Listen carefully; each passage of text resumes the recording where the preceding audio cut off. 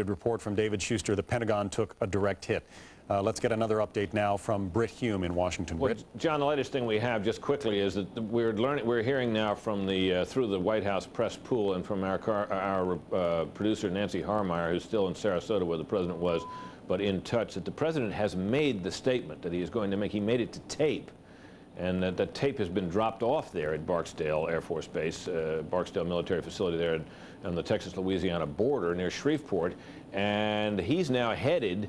We know not where, and that the tape is being ferried to a local broadcasting facility there, and you now see the situation there. Some live picture from the Pentagon of officials there in the hall, and here is the president.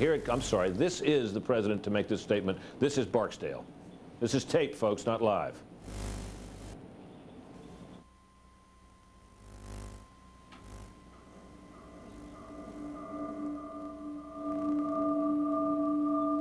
I'm sorry, folks. It appears there we saw the president start to come in. That, of course, was videotape, and that was a raw tape feed as it was coming in. It takes a while often for levels to be set and for everybody receiving to get clear that the picture and sound are coming in properly, and it is not uncommon at broadcast facilities when tape like this is being fed. We're going to have another go at it here now and see if this time we can hear this taped remark from the president.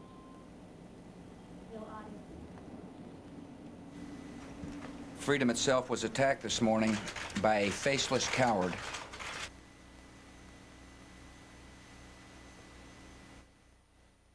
You see what's happening here. This is a videotape being fed from a remote location, and we're trying to get a clear signal and keep it from breaking up and get it onto the air. So sometimes this takes a little bit of time, and we will definitely do what we can to bring it to you as soon as we can see it and hear it clearly. That was the President of the United States. Here he comes again, same tape. See if we can hear it and see it more clearly this time. Freedom itself was attacked this morning by a faceless coward, and freedom will be defended.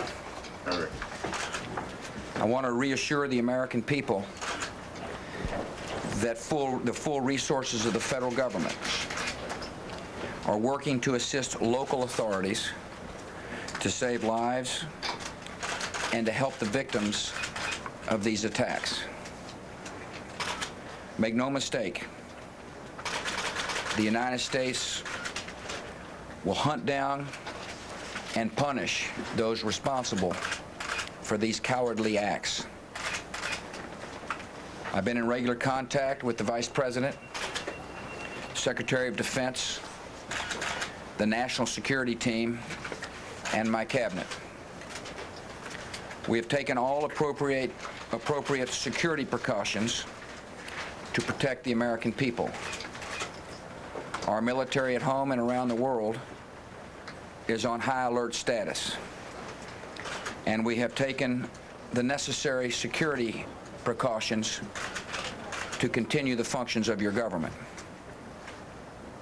We have been in touch with the leaders of Congress and with world leaders to assure them that we will do whatever is necessary to protect America and Americans.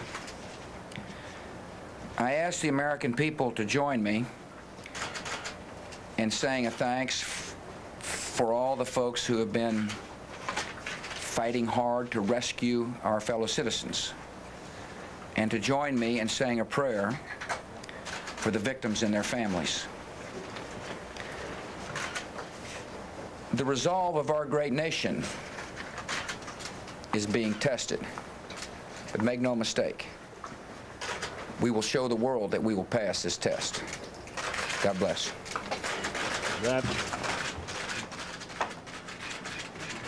That concludes the President's taped comments from Barksdale Military Base in Louisiana. The President of the United States speaking just a short time ago. We know not now where the President is. You heard him say that the United States military is on full alert. All security precautions could be taken, that he's been in touch with House, Senate leaders and other members of the administration, as well as with foreign leaders. He said we will hunt down and punish those who are responsible for what he called this cowardly act. That concludes Fox News Channel's presentation and Fox News' coverage of this presidential statement. Back to you in New York. Britt, thanks very much. It bears repeating that apparently Camp David, the president's vacation residence there in Maryland, apparently was the target of another one of these attacks. We haven't talked about it a great deal today because apparently that attempt did not succeed. But there was a fourth airliner, besides the two that slammed into the World Trade Center and the one that slammed into the Pentagon, a fourth airliner, a United plane, slammed into the ground not far from, well, about 80 miles southeast of Pittsburgh.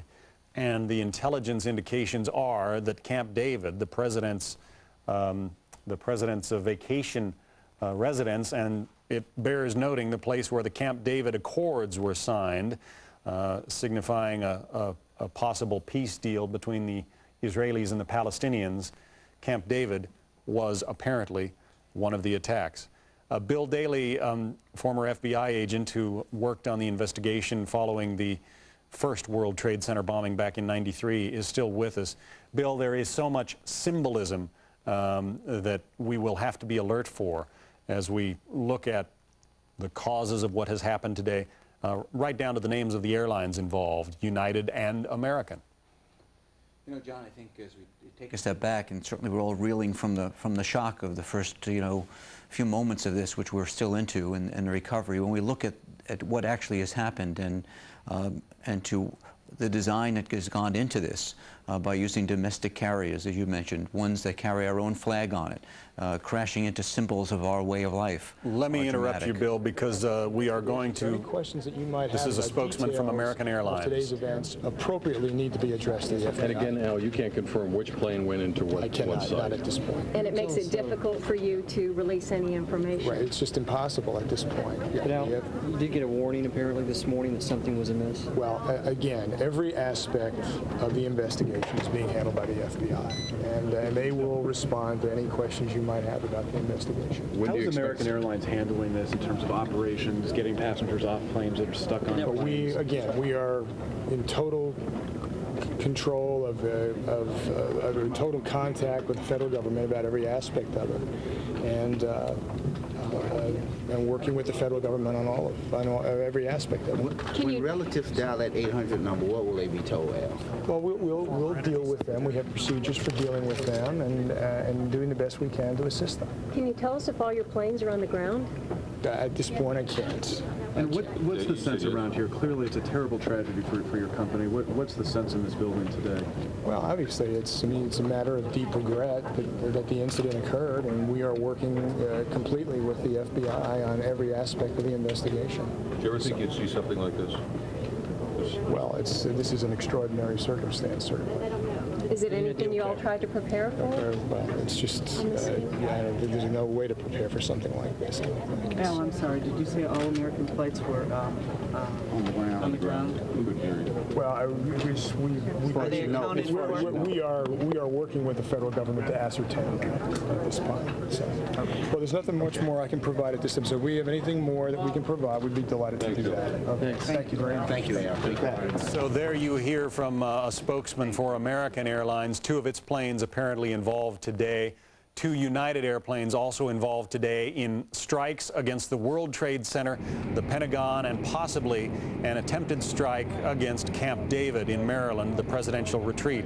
As you look at live video of U.S. Air Force fighter planes that are now circling New York as well as Washington, D.C.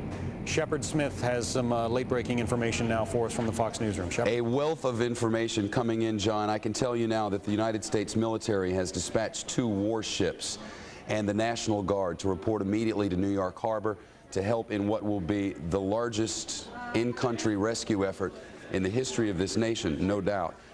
To repeat our earlier information from Representative Jim Moran, Democrat of Virginia, who came out of the Capitol Police Headquarters, and said on camera an estimated 10,000 people are dead in New York City, and says the attack on the Pentagon, there were undoubtedly deaths as well. The fire at the Pentagon still quoted as being out of control in the words of those there trying to put it out.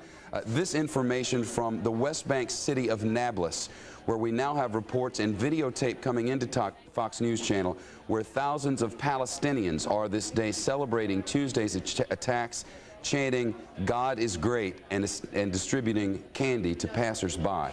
The Taliban has made a statement as well, saying that it is not right to be putting this off on Osama bin Laden at this moment, that he does not have the resources available to do such a thing, and the Taliban there has itself condemned today's attacks. President Bush, in a